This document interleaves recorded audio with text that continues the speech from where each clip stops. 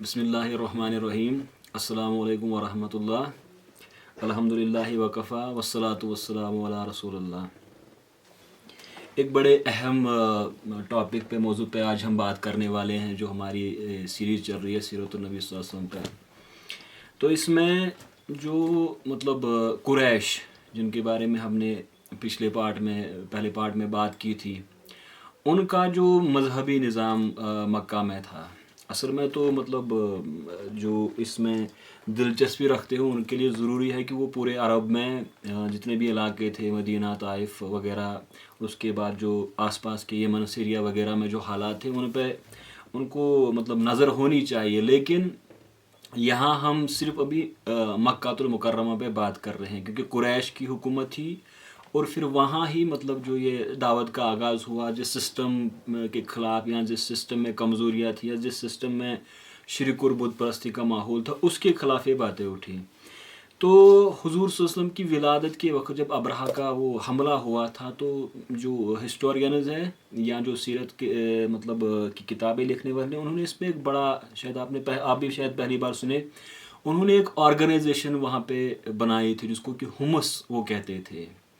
تو ایک بڑا قریش نے مشورہ کر کے بڑا ڈیسیجن لیا تھا کہ آج سے ہم ہمسی ہیں۔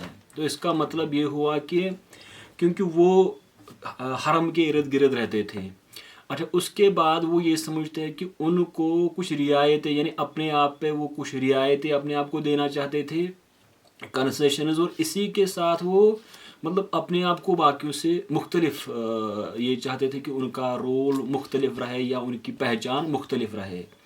تو اب سورسز پڑھ کے تو یہ لگتا ہے کہ باقی لوگ بھی جو ان کے مذہبی مقامات تھے، جن کو کہ وہ بڑا اپنے لیے پائس یعنی متبرک جو سمجھتے تھے، وہ صرف حرم یہاں نہیں بلکہ نجران میں ہمیں دکھتا ہے، یا ابرہہ بھی خود ایک حرم تعمیر کرنا چاہتا تھا یمن میں۔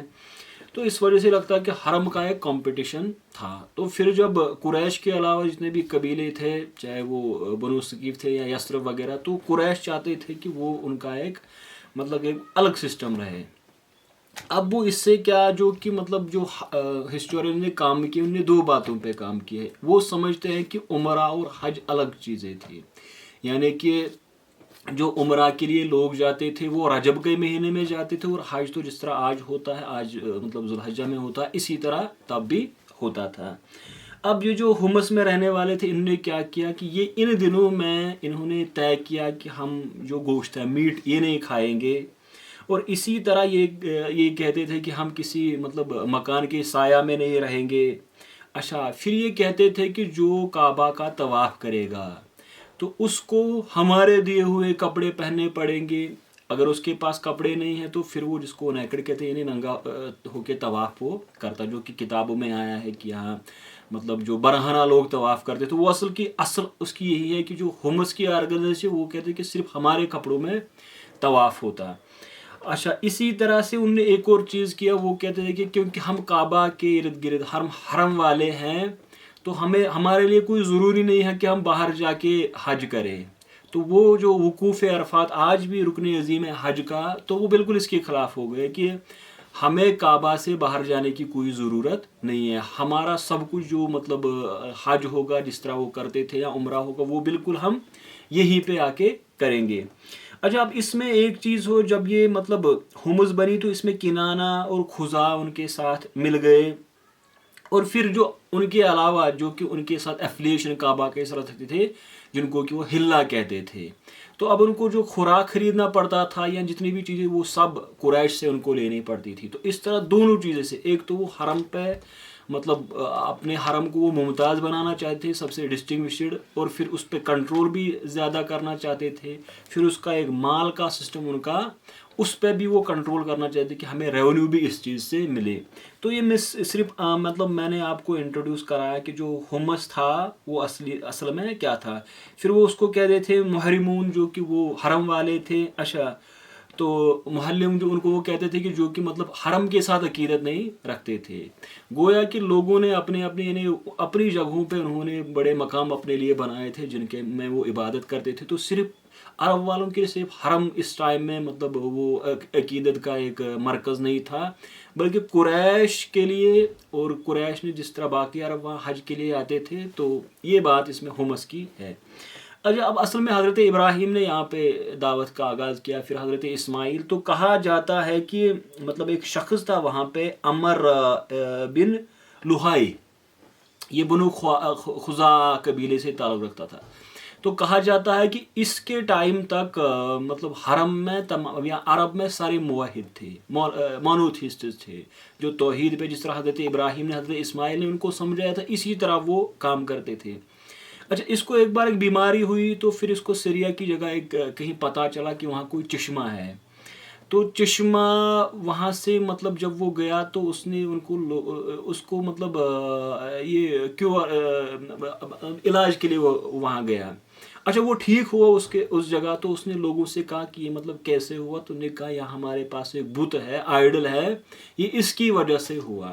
تو عرب میں جو بدھ پرستی کا یا جس کو پالیتھیزم، شرک کا سہرا، وہ اسی کے سر باندھا جاتا ہے جو مورخین عرب ہے کہ یہ جو اس کا نام عمر ابن لوہائی تھا تو یہی بت پرست بنا. اچھا، اب اس نے بڑا کام کہ اس نے بنو جرہم کو وہاں سے نکالا تھا. اچھا، یہ موسم حج میں مطلب کہا جاتا ہے کہ سینکڑوں اونٹ قربان کرتا تھا، ایک بڑا پاورفل لیڈر بن گیا تھا یہ. تو جب پاورفل لیڈر کنورٹ ہو گیا، پالیتھیسٹ بن گیا، وہ موحد سے مشرک بن گیا، تو پھر لوگوں نے اس کی اتباع میں شرک کرنا وہاں پہ چھوڑ دیا تھا، شرک کرنا شروع کر دیا تھا. اچھا، اس سے یہاں پہ یہ ہوا کہ بت پرستی کا آغاز ہوا. تو کیونکہ عرب میں سارے عرب میں کتنے بت پوجے جاتے ہیں، ہمیں اس سے کنسرن ہے، ہم بالکل مکہ، کعبہ اور اس کے ارد گرد پہ ہم نظر رکھنا چاہتے ہیں. تو اب اس نے کیا کیا کہ وہاں سے ایک بڑا جو قیمتی پتھر یہ لے کے آیا جس کو کہ وہ حبل کا نام، اس کو کعبے میں، اس پہ تو ڈیبیٹ ہے کہ وہ کعبے کے اندر تھا یا باہر اس کی وہ مورتی تھی، لیکن بڑا قیمتی پتھر تھا. اس کا ہاتھ ایک ٹوٹ گیا تھا، دایاں ہاتھ. تو قریش والوں نے اس میں یعنی کہ سونے سے اس کا ہاتھ بنا دیا تھا. تو یہ حبل یہ لے کے آیا تھا، مطلب یہ کوئی میزوپوٹامی کسی جگہ سے اس کو اٹھا کے لے آئے تھے. اچھا، اب اس میں کیا مسئلہ تھا کہ یہ اس کے پاس وہ ایروز تھے، تیر تھے، جس کو وہ کتاب میں لکھتے تھے فال نکالتے تھے، یعنی کہ اس پہ لکھا ہوتا تھا کہ کرنا ہے نہیں کرنا ہے. تو وہ کوئی تیر جا کے وہاں سے اٹھا لے آتا تھا، اس پہ لکھا نام کہ یہ کرنا ہے، تو وہ لا نہیں کرنا ہے. تو یہ باتیں بالکل مطلب جو کہ ایک مشرکانہ رسم کا آغاز اس طرح سے وہاں پہ ہوا. اچھا، اس کے بعد ایک اور بت وہ بڑا مشہور تھا اس کا وہاں پہ، اس کو منات کہتے تھے. تو قریش کا اصل بت یہی تھا جس کو کہ حبل کہتے تھے. اچھا، ایک بات میں اس میں بھول گیا تھا کہ وہاں دو بت اور تھے جو پہلے صفا مروہ میں تھے، بعد میں ان کو وہ زمزم کی جگہ لے کے آئے تھے. تو وہ دو آدمی تھے، ایک مرد عورت، کسی زمانے میں وہ وہاں حج کے لیے آئے تھے. تو پھر وہ کعبے کے اندر گھس گئے تھے. تو کچھ نے اس پہ لکھا ہے کہ انہوں نے زنا کیا یا مطلب ایسی کوئی حرکت کی تھی. تو پھر وہ مطلب ان کو اللہ تعالیٰ نے یہ پتھر میں تبدیل کیا تھا. تو وہ دو بت بن گئے تھے. اس کا ایک کا نام اس کے تو اصاف آتا ہے یا اصاف، اور دوسرا نائلہ.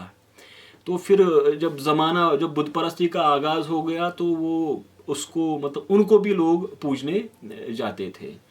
اچھا، پھر منات تھا، یہ اصل میں اوس و خزرج کا بت تھا جو کہ مدینہ اور مکہ کے بیچ میں ایک جگہ پہ تھا. تو یہ بھی بڑا مطلب پھر قریش اس کی طرف بھی گئے تھے.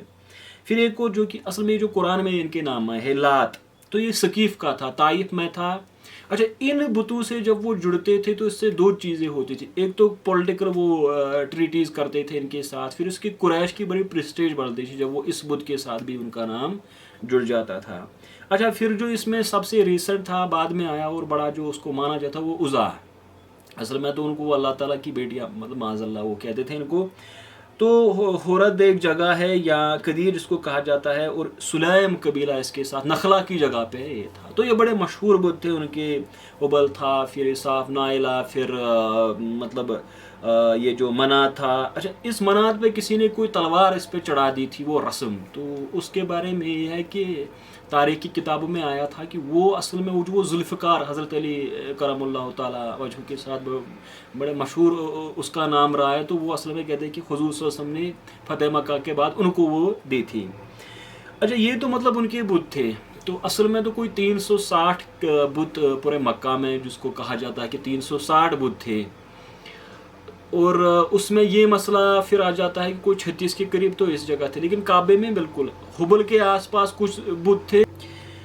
تو مطلب ان میں یہ جو حبل تھا، پھر منات اور جو کہ مطلب بڑے مشہور تھے، پھر 36 جو تھے اس کو کہا جاتا ہے کہ یہ مطلب کعبہ کے ارد گرد تھے، تو کوئی 360 کے قریب بت پورے مکہ میں تھے۔ اچھا کچھ نے تو یہ لکھا ہے کہ ہر گھر میں ایک بت تھا، لیکن مطلب جو پرومیننٹ تھے وہ یہی کچھ بت جن کے ہم نے نام لیے۔ اچھا اب اس کے بعد جو اصل موضوع کی طرف ہم آتے ہیں کہ آپ سمجھتے ہیں کہ حضرت ابراہیم نے یہاں پہ دعوت کا آغاز کیا تھا، تو مطلب یہ تو ممکن نہیں ہے کہ کسی جگہ کوئی اسٹرانگ پرسنالٹی اٹھی ہو، پھر ایک نظام انہوں نے وہاں کے لوگوں میں جو پریچنگ کی ہو اس کی، تو پھر اس کے ٹریسز ہمیشہ کے لیے ختم ہو جائے، یہ تو بالکل ایک ناممکن سی بات ہے۔ تو یہاں بھی وہی تھی کہ ان کی یہ تو نسبت حضرت ابراہیم کی طرف کرتے تھے، اور پھر ان کے جو وہ مطلب ایک عقائد تھے، عبادات تھے، ان کی حالت انہوں نے بگاڑ دی تھی۔ تو کیونکہ یہ تفسیر کا بھی موضوع ہے، لیکن ہم تفسیر میں مطلب جانا نہیں چاہتے، کیونکہ ہمارا ہسٹری یا سیرت اس پہ ہم بات کر رہے ہیں۔ تو اللہ کو یہ لوگ جانتے تھے، مطلب اس میں یہ بات ہے کہ اللہ سے یہ واقف تھے، اسی لیے ہمارے جو مطلب اسکالر سے تفسیر کے، انہوں نے 3 قسم کے اس میں مشرکین کی باتیں کی ہیں کہ 3 قسم کے پالیتھسٹ یہاں حضور صلی اللہ علیہ وسلم کے دور میں تھے، تو وہ بھی تفسیر کا موضوع ہے، لیکن اللہ کو یہ جانتے تھے، اور اسی لیے کچھ نے کہا ہے کہ کعبہ کے اندر انہوں نے کوئی بت نہیں رکھا تھا، کیونکہ یہ مطلب اس کو مانتے تھے کہ یہ اللہ تعالیٰ کے لیے یہ گھر بنایا گیا ہے، تو اللہ تعالیٰ کو جانتے تھے۔ پھر اس نے مطلب وہ شرک کیسے کرتے تھے وہ تو ایک الگ موضوع ہے۔ اچھا اب یہ حج اور عمرہ کی طرف ہم آتے ہیں، تو ہم نے جو الاف کی بات کی تھی، تو کچھ مفسرین نے یہ لکھا ہے کہ اس میں عمرہ اور حج کی بات ہے، تو عمرہ پہ لکھا ہے کہ اس پہ ایکسکلوزلی قریش کا کنٹرول تھا، کہ عمرہ کی جو مطلب جتنی بھی وہ رسومات اس میں کرتے تھے وہ تمام قریش کے مطلب کی وجہ سے ہوتی تھی، جس پہ ان کا کنٹرول تھا۔ اچھا حج پہ اس کو میں کہا گیا کہ ثقیف مطلب جو قبیلہ تھا ان کا اس میں کنٹرول تھا، لیکن حج کی صورت قریش نے اپنے لیے ایسے تبدیل کی کہ اب ہمیں حرم سے باہر، یعنی کہ وقوف عرفات ہم نہیں کریں، ہم عرفات میں نہیں جائیں گے۔ پھر ایک اور چیز نے کیا جس کو ہم تلبیہ، جس کو آج بھی ہم پڑھتے ہیں، لبیک اللہم لبیک لبیک لا شریک لبیک۔ اچھا اب انہوں نے اس میں بھی کیا کہ جو عمر بن لوہائی تھا، تو انہوں نے اس میں بھی مشرکانہ الفاظ اس مطلب داخل کیے تھے، تو اس وجہ سے یہ مطلب تلبیہ کی شکل بھی انہوں نے تبدیل کی تھی۔ اچھا پھر جو ایک اور اس میں ان کا مسئلہ تھا وہ یہ تھا کہ یہ لوگ قربانیاں کرتے تھے، جو سیکریفائس ان کی تھی، تو اس میں ان کا یہ تھا کہ ہم مطلب جس کو کہ اوہل لغیر اللہ، جس کو ہمارے یہاں کا غیر اللہ، یعنی کہ غیر اللہ کے نام پہ وہ جانور ذبح کرتے تھے۔ تو اس میں کیا مسئلہ تھا کہ وہ مطلب جو یہ ان کے جانور تھے ان کو ذبح کرتے وقت اس پہ غیر اللہ کا نام نہیں، تو پھر ان کا خون وہ جب وہ حرم میں کرتے تھے تو ان کا خون وہ پھینک دیتے تھے حبل کی طرف۔ تو یہ ایک اور چیز تھا، مطلب غیر اللہ کے نام پہ قربانیاں کرنا۔ اچھا یہ ان کی مطلب جس کو ہم نے اس میں انٹروڈیوس کرایا تھا کہ کیسے مطلب قریش نے اپنے آپ کو ہمس قرار دیا تھا، پھر ان کے مقابلے میں جو انہوں نے اس کو ہلا کہہ دیا تھا، جو ان کی ایفیلیشن تھی، پھر اس کچھ لوگ تھے بالکل حرم کو نہیں مانتے تھے، ان کے لیے حرم کوئی متبرک جگہ نہیں تھی۔ اچھا اس کے بعد کیسے وہاں بت پرستی آئی، تو پھر ان کے الگ الگ بت بن گئے۔ اچھا اس کے بعد مطلب کیسے حبل وہاں پہ آیا، اور پھر کیسے وہ ٹریٹیز ان کی ہوئی۔ اللہ کو یہ لوگ جانتے تھے، مانتے بھی تھے، پھر انہیں اللہ تعالیٰ کی مطلب جن کا عقیدہ تھا۔ اچھا تو اس میں مطلب پھر اس کے بعد جو ایک اور چیز تھا کہ جب یہ مطلب جنگ میں جاتے تو مطلب ایک اور چیز جو لوا لے کے وہ جاتے تھے تو اس میں بھی وہ ان کا جھنڈا ہوتا تھا، جس کے جیسے کہ احد میں وہ لے کے گئے تھے، یا عبد در کے جب وہ مخالفت حضور صلی اللہ علیہ وسلم کی کر رہے تھے تو اس میں انہوں نے مطلب جھنڈے پہ ان کا نشان، حبل کا نشان. تو جو ابو سفیان تھے مطلب ایمان لانے سے پہلے جب وہ احد میں تھے تو وہ بھی یہی جھنڈا لے کے آئے تھے. تو یہ بھی ان کا ہوتا تھا کہ لوا میں بھی یہ اپنے ان بتوں کی نشانیاں لے کے جاتے تھے. تو یہ کچھ اہم باتیں تھیں ان کے لیے کہ قریش نے حمص سے آرگنائزیشن بنائی، اس سے انہوں نے ڈفرینشیٹ کیا کہ ہم حرم والے باقیوں سے الگ ہے. اب جو حرم کے ساتھ عقیدت رکھتے ہیں ان کے لیے انہوں نے ایک الگ نظام بنایا تھا. تو اس کے علاوہ وہ تھے جن کو کہ حرم سے کوئی لینا دینا ہی نہیں تھا، وہ بھی ایک گروپ تھا. پھر وہاں مطلب جو بت پرستی کیسے وہ آئی، پھر انہوں نے حج میں کیسے مطلب تبدیلیاں کی، پھر وہ مشرک کیسے بن گئے، اور پھر مطلب مختلف بت کہاں تھے، پھر ان کے مطلب سیکریفائسز کیا تھے. تو یہ ہم نے انٹروڈیوس کیا. تو اس پہ جو کتابیں ہیں اصل میں تو اس کی اتھارٹی اس کو ہشام کلبی کہتے تھے، اس کی کتاب الاسنام ہے بڑی، اس پہ انہوں نے بتوں پہ تک سارے بت جو اس میں پوجے جاتے اس پہ انہوں نے لکھا ہے. پھر اس میں سیرۃ الحلبیہ میں بڑا اس پہ ڈیٹیل ابن خلدون نے، اور ہمارے دور میں اس پہ حمص پہ تو صرف پیر کرم شاہ اظہری نے لکھا ہے، باقی تمام جو بت وغیرہ ہے اس پہ. تو یہ تفسیر کا موضوع ہے، ہم اس پہ جانا نہیں چاہتے، تو یہ صرف آپ کو انٹروڈیوس کرنا ہے. باقی ہم جیسے سیرت پہ آگے بات کرتے جائیں گے، جب اسلام میں عقیدوں کا مطلب جو اس پہ زور دیا گیا یا اس کے ساتھ ساتھ عبادات پہ، تو ہم ان پہ بات کریں گے انشاءاللہ. ہم اگلا جو ہمارا پارٹ ہوگا اس میں ہم جو حضور صلی اللہ علیہ وسلم نے دعوت کا آغاز کیا، کیسے کیا، کن لوگوں نے پہلے اسلام لایا، ان پہ ہم بات کریں گے. تو آج ہم اسی پہ اس کو کمپلیٹ کرتے ہیں. وآخر دعوانا الحمدللہ رب العالمین، والسلام علیکم ورحمۃ اللہ.